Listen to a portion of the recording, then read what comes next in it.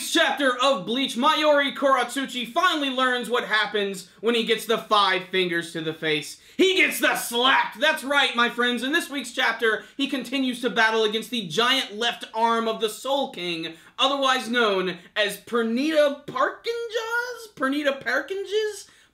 You know, I'm really glad that this week's chapter actually addressed the fact that Pernita's name is really difficult to pronounce because even Mayuri Kurotsuchi doesn't even know how to say this thing's name. But despite that, this week's chapter was pretty freaking exciting. Just more awesome battling against the evil Pernita in the giant left arm form, and we get to see a lot of cool new abilities in this week's chapter. One things that I really loved about this one is that we get to learn that Pernita actually has these nerves which can attack people's bodies, but it can also go into inanimate objects, such as the ground, and actually uses this ability to create this massive stone hand which can completely crush Kurotsuchi. And there's this great scene where he literally has this giant arm like chase him up the side of this building, and then he tricks him with this other building that's across the way, which also turns into a giant hand, and literally just smacks him and slaps him right in between the giant hands. But this is Kurotsuchi and it's just not going to work. He literally explodes away from this and starts floating around in the sky, and that's because he has the ultimate technique known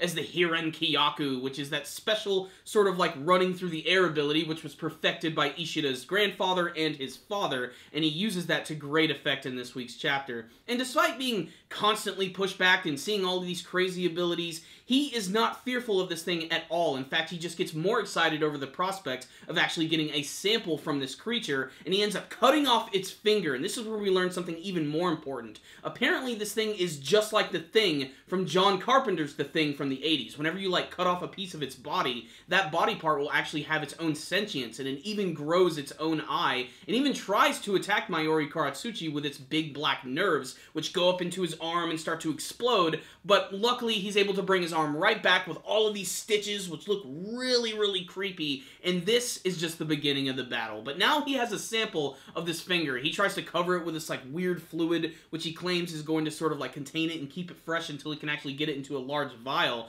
But I really cannot wait to see how this battle is going to go down, because despite being the left arm of the Soul King, you know, Mayuri's just destroying this thing. I mean, he is a mad scientist, and I've always said it before that if there's a character I never wanted to fight against, it would be this guy, because he has sort of like a contingency plan for pretty much everything. But what I also love is that you can also see that Pernita is trying to sort of like hold on to its personality a little bit. Despite the fact that it is now the actual left arm of the Soul King, it's sort of like fighting with its more monstrous side, and it can't even understand anything. They can't understand it. It's really just a big badass monster battle.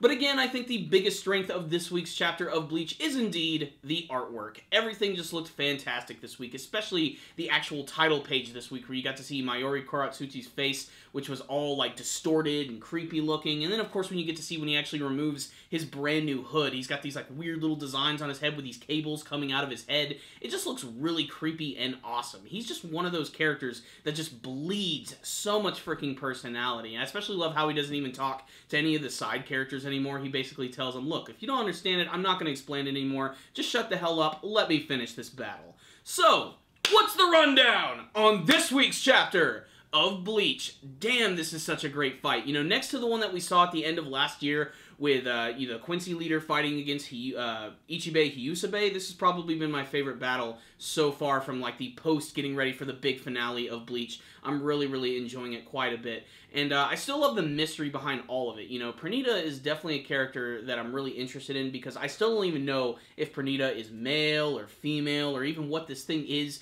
If it literally was just sort of this like weird human vessel which was created for the left arm of the Soul King. That's something that is going to have to be explained later, but I'm still kind of interested to see how this fight's going to go, because in all the previous battles that Kurotsuchi has had, he's always won. He's always had some sort of special trick up his sleeve. And I have this like weird gut feeling that something is just going to go really, really wrong really, really fast. And the only reason I say that is because we got Kenpachi here. Let's use him. Let's do something really awesome with this character. I know that early on in this arc, he got to discover his Bankai and use that for the very first time, but this would be another opportunity to finally see some more of that in action, and maybe even something new from this character, because basically, he's just pure brute force, and that's what they need against something like this, which is just this giant monstrous creature. But again, like I said, I think the biggest strength of this week's chapter, and definitely one of the biggest strengths of Bleach period, is definitely the character designs and the artwork and just the expressions that they have.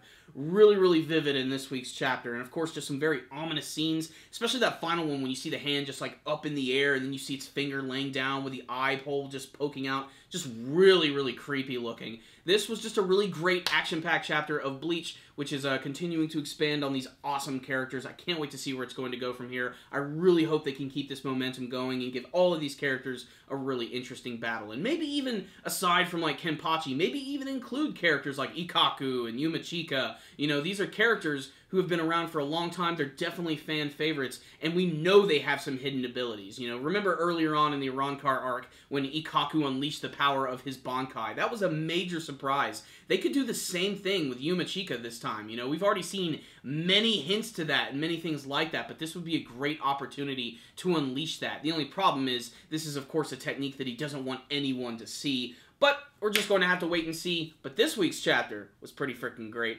and I loved it. So I'm going to give it a 5 out of 5. This has just been another great battle that we can add to all of the amazing fights that we've seen from this arc, which is just continuing to get better and better and better and build its momentum. So check it out, Bleach fans. You will definitely like this week's chapter. So you heard from me. I liked it a lot, but I want to hear from you guys. What do you guys think about the battle between Mayuri Kurotsuchi and Pernita? How do you think this battle is going to go? Do you think he's actually going to win? Do you think he's going to somehow be defeated? Do you think someone else is going to jump in and help? Do you have any theories or about Pernita and the left arm of the Soul King? Please tell me in the comment section below. Thank you guys for watching my review. Make sure to like it, share it with all of your friends, and subscribe to the channel. That way you can see all of our latest anime and manga reviews. And you guys can also check out our weekly podcast show, which is of course on our YouTube channel. But you guys can also download the show for free at Rogue Intel and at iTunes. It's really easy to do. I'll put links for those in the description box below. And we would really appreciate it if you guys would give us a good rating on iTunes and maybe write out a review if you have the time. It would really help us out a lot. But as always, the best way to support our channel is to simply watch our videos, share them with your friends, and to comment on them.